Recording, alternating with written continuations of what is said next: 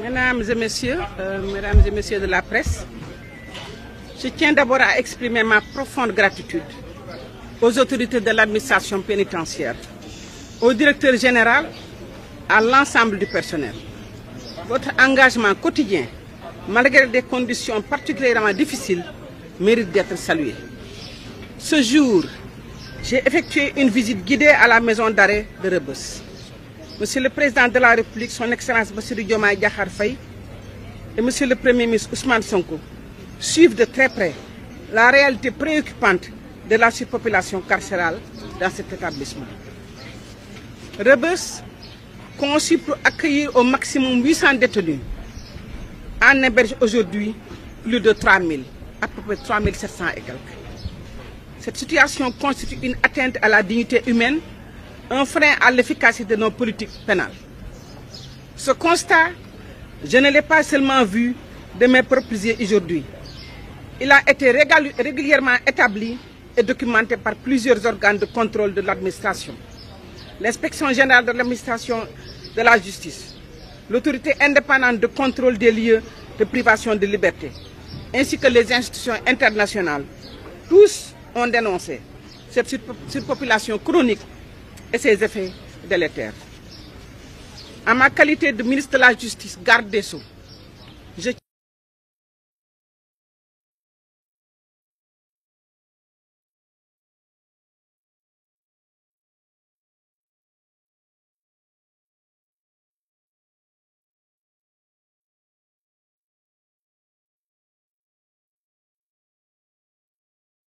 de nos engagements internationaux. Il faut avoir le courage, la responsabilité et la lucidité. La situation actuelle est aussi la conséquence d'une inaction prolongée.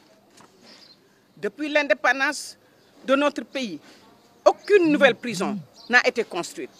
alors même que la population carcérale n'a cessé d'augmenter.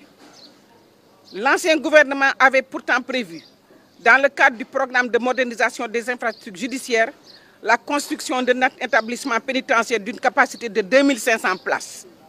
Ce projet, malheureusement, n'a jamais été achevé et s'est transformé en un véritable scandale de prévarication sur fonds publics. Aujourd'hui, il est devenu urgent d'apporter des réponses concrètes, à la fois conjoncturelles et structurelles, à la surpopulation carcérale. C'est pourquoi, dans un souci de rupture, de pragmatisme et de réforme, je suis venu ici non seulement pour constater, mais aussi pour agir. Je vous annonce donc une série de mesures qui s'inscrivent dans une politique pénale plus humaine, plus efficace et plus conforme à nos valeurs. D'abord, comme premier point, l'élargissement du recours aux alternatives de poursuite, aux poursuites et à l'incarcération, notamment pour les délits mineurs, en renforçant les mesures telles que la médiation pénale, le travail au bénéfice de la société ou encore le port du bracelet électronique. Deuxième point, l'aménagement systématique des peines au moment du prononcé du jugement ou en cours d'exécution, chaque fois que cela est juridiquement et humainement possible, en particulier pour les détenus malades, âgés ou en fin de peine. Troisièmement, l'activation de la procédure de grâce présidentielle dans le respect des principes de justice et d'équité afin de désengorger rapidement les établissements pénitentiaires sur l'ensemble du territoire national. Quatrièmement, la relance effective du programme de construction de nouvel établissement pénitentiaire moderne sur la base d'un cahier de charges transparent et rigoureux soumis à un suivi strict des autorités compétentes. Nous devons sortir d'une logique purement répressive pour entrer dans une ère de justice restauratrice et d'insertion. C'est un devoir moral, une obligation juridique, mais aussi un signal fort envoyé aux Sénégalais et à la communauté internationale. Toutefois, je tiens à être parfaitement clair. Si la justice doit être humaine et réparatrice, elle doit aussi rester ferme et sans complaisance face à la transgression des valeurs fondamentales de notre société. Ainsi, les crimes de sang, les atteintes graves à l'intégrité physique ou à la vie, ainsi que les actes de prévarication sur les deniers publics ne sauraient bénéficier d'aucune indulgence. La répression sera pleine et entière et assumée par tous ceux qui bafouent les principes de justice, de probité et de sécurité qui fondent notre pacte républicain. Je conclus en réaffirmant que la prison ne doit plus être un lieu de désespoir, mais un espace de réinsertion, d'espoir et de deuxième chance. Je vous remercie pour votre attention. waaw dama ñëwoon fi tey tàmbali nag di gërëm ñi nga xam ne ñi ñoo yore fii responsabilité wu di taxawu di sàmm di soññ di surveiller prisonniers yi muy administration pénitentiaire di gërëm di féliciter directeur bi ak personnel bi fi nekk yëpp ndax waxtaan naa ak prisonniers yi ñoom ñëpp ku ci nekk gërëm nañu leen sant nañ leen wax leen ndax nañ ñi ngi def seen kemtulaayu kàttan pour taxawu leen te ñu ngi liggéey ñoom tamit ci conditions yu metti waaye terewul ñu ngi leen di jàppale leen taxawu tey dama fi ñëwoon nag ci maison d'arrêt bi parce que nag président de la république ak premier ministre président de la Bassirou Diomaye Diakhar Faye ak premier ministre Ousmane Sonko ñi ngi xool bu baax a baax situation bi nga xam ne bi nga am ci suñu prison yi surtout fii ci Rebeuss muy nekk ni nit ñu bare te du bon loolu lañ leen loolu ci nit ñoo fi waroon nekk Rebeuss kii ñu ne dañ ko taxawalam pour mu am juróom-ñetti téeméeru prisonnier donc bi ñu koy taxawal juróom-ñetti téeméeru prisonnier rek ñoo fi waroon nekk waaye tey ñu ngi ci ñetti junni ak juróom-ñaar téeméeri nit ëpp na ko sax kon ñu xam ne loolu ak yelleefu doomu aadama mënoo ko respecté boo amoon loolu ci ay prisonniers loolu nag ñëpp wax nañ ko rapport yi ma jot wax nañ ko organe de contrôle yi wax nañ ko inspection générale de l'administration pénitentiaire wax na ko ak organisation internationale yeeg ñëpp ak ñi sàmm ak yelleefu doomu aadama moo tax nag man ci nekk ministre de la justice garde des sceaux ma ni tey damay ñëw fii gis naa rapport yooyu dégg naa leen waaye nag damay ñëw tey pour xoolal sama bopp gis prisonniers yi dugg ci néeg yi déglu leen xool seen nekkin ba mën a xam bu baax a baax ni parce que looy saytu di ko xool gis ko tam dafa am solo léegi nag dañu xam ne loolu ak yelleefu doomu adama du question sax nit ñi di leen nekk ci situation mais dañu am droit parce que tey nit ndax dafa def dara tamit pour jubbanti ko la mu delluwaat ci société mais du ko pour di ko mettital te loolu moo tax ñu taxaw ni dañu war a xool fii xool ay pexe yu ñu mën a jël pour mën a loolu ñu saafara ko te nag lu la loolu mooy bi depuis Sénégal bi mu amee indépendance ba léegi ñu war moom réew mi mësuñu tabax prison loolu nag mooy problème bi prison yi fi nekk rek ñoo fi mës a nekk sénégalais yokku lool ñi ñu jàpp tam yokku lool ndax population bu yokkoo bu surtout ay jeunes yokku dana bare ñoo xam ne ñi dinañ am ay jafe-jafe ak yoon mais loolu mu am te kenn yokkul prison yi kon ñu war a xam ne loolu jafe-jafe bu rëy la beneen bi moo di ni budget bi nga xam ne bi moom la ñu jagale sax prisonniers yi nombre bi nga xam ne bi moom la ñuy war a jagale prisonnier bu nekk ak nombre prisonniers yi budget boobu ëpp na dafa gën a tuuti lool nombre prisonniers yi fi nekk kon nag problème itam mi ngi ci budget bi mi ngi tamit ci nombre yi ak espace bi xam ngeen ne gouvernement bi fi jógee amoon nañu mébétu dañuy tabax prison bu bees bu waroon jël 200 téeméeru place ci ay prisonniers mais kooku xaalis bi dañ ko luubal ba nga xam ne mi ngi nekk ci beneen scandale financier ba ko prison yooyu sotti wuñu yéen a ngi ci dégg lu bare kon tey dañu war a taxaw ba tey nag wut ay solution wut ay saafara ndax bien que tabaxuñu la tam xool na war nañu xool lii naka lañ ko mën a saafara ndax suñu ay doom ñoo fa ne képp kuy dox ci Sénégal rek foo bor boo bokk politique ak waa soog xeet ak ku amal ak ku amul ku ne am nga mbokk wala ku jóge ci yow ku nekk ci prison kon lii problème mu Sénégalais yëpp la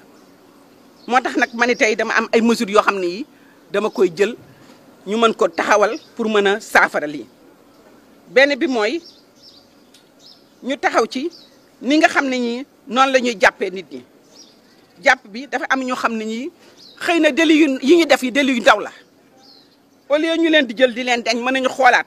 naka la ñu mën a def ba tegal leen dugal leen ci ay programme yoo xam ne lañ lay taxawu encadré la ba nga mën a delluwaat ci société bi am na programme yoo xam ne tam dañ la tegal bracelet électronique wala sax bu dee da nga yeneen problème la ñu mën la indil médiation, c'est-à-dire nga waxtaan ak ki nga xam ne ki moo la porter plainte ngeen mën a toog waxtaan ba ñu saafara loolu kon du ku nekk rek la ñu war a dugal ci kaso bi am nañu ay yeneen alternative ay yeneen yoon yu ñu mën a def ba ñuy dugal ku nekk ci kaso bi mais loolu dañ ko defal kon loolu dinañ ci taxaw ñaareel bi mooy ni nga xam ne ñu noonu la ñuy tege nit ñi daan waaw di prononcer dégg nga peine yi loolu dañ ko war a xoolaat dugal ci yërmande mais surtout xool ni ñi nga xam ne ñi dañu feebar seen xel gis naa fi ni ci rapport bi ñu ma jox am na lu ëpp lu mat 20 fukki nit ak ñoo xam ne ak lu topp ñoo xam ne ñi seen xel dafa dem kon ñooñu seen place du fii xëy na ñi nga xam ne ñi ay mag lañu lool wala ñi nga xam ne ñi def nañu seen peine lu baree ba war nañu xool cas par cas naka la ñu mën a taxawee ñooñu ba ñu wut yeneen pexe ba mu wàññi population bi ne fii leneen di mooy li ñuy tuddee grâce présidentielle moo tax di nga xam ne nag kooku président de la république moo am sañ-sañ moo ko moom xool at mu ne naka lay xoolee cas yi par cas mu am ñu mu oyofal ñu mën leen a bàyyi ñu dem seen dëkk kooku tamit dañ ko xoolaat ñu ngi ci liggéey boobu beneen bi mooy tabax prison bu bees kooku nag dinañ ko xoolaat ndaxte liggéey bi mi ngi woon mais taxaw na dinañ ko xoolaat ba xam ànd ceeg Pastef bu rëy ba ñu xool naka lañ ko mën a defaraat xool tamit lu bali ci ànd nu mu demee ak naka lañ ko mën a tabaxee ba mu oyofal fi kon yooyu ay mesures la yoo xam ne yi mën nañ ko def te buñ ko defee dina joxe solution ci nekkin bi am na yeneen mesures tam yoo xam ne danañ ko seetaat parce que dégg nañu tey rapport beeg présentation directeur bi ak ay solutions yoo xam ne ci mën nañ ko mën a jël ci lee beneen bi mooy condition wu ñi nga xam ne ñi ñooy liggéey fii c'est-à-dire que agent pénitentiaire yi ci agent ci corps yëpp ñi nga xam ne ñi ngi yore ci corps sécurité ñoom ñoo ci gën a tuuti traitement te kooku ñii liggéey bu méttee la ñuy def te xam ngeen ne li fi nekk ci ay prisonniers comparé ak ñi leen di garder bu du woon ña ñu ànd ak xalaat ànd ak Pastef ànd ak dogu ànd ak tamit yërmande ci digganteeg ñoom du ñu mën a liggéey bi mi ne ñu am fi ci jàmm kon war nañ xool tamit seen condition luñ ko mënee ñu xoolaat ko kon loolu laa ne woon ñun dañu am devoir moral dañu am lu ñu responsabilité boo xam ne suñu gouvernement def ci jiital doomu adama jiit ci Sénégal yi lu ñu mën ci suñu kamtulaayu kattan ñu def ko ngir oyofal nekkinu ñi nga xam ne ñi moo nekk fii mais tamit Sénégal taxawaay bu nga xam ne bii ni bitim réew bu ñu koy xool du ñu xool ni Sénégal kat dëkk la boo xam ne bii ñamu fa tëj ñi mi ngi leen di méttital kooku image la boo xam ne bi dañ ko bëgg a far bëgg ko dindi ci li nga xam ne lii ni mooy am ci sénégalais maa ngi wax nag ni loolu yëpp bu amee taxul ni Sénégal yoon atte def dëgg dafa jóge dinañu atte dinañ topp justice boo xam ne bii ni ñëpp lay yemale mais droit lay topp képp koo xam ne kii ni def nga loo xam ne li du yoon jël nga bakkanu nit dégg nga wala géej nga alalu réew mi nga lekk ko wala nga def nga loo xam ne li du yoon dana dal sa kaw ak fermeté mais dañu naan bàyyi ku jël ay milliards jël ko xam ne ki garaar nga sàcc loolu dañ ko war a xoolaat kon répression bi ci koo xam ne ñoo xam ne ñi askan yëpp nangu nañ ni war nañu dal seen kaw dañ dal seen kaw mais nag dinañ seet condition de détention yi nga xam ne ñoo gën a bare ci prison yi te ñu mën ko xoolaat gën ko oyofal ba nga xam ne képp koo xam ne ki yaa ngi fii dinañ la téye ci téye bi ñu anam yi mu war mais du doon anamu mettital may encore une fois di gërëm prison bi di gërëm détenu yu ma gis yëpp ñu wax yu rafet nuyu ma dalal ma wax dëgg yàlla ma xam ne suñuy doom lañu ku ci nekk ci ñun rek am nga ci mbokk waaw ma leen di masawu di wax ne yàlla leen yàlla génne ci jàmm ak salaam ñu delluwaat ci société sénégalaise di ko jëriñ en tant que citoyen ni mu waree maa ngi leen di gërëm di leen sant wasalaam.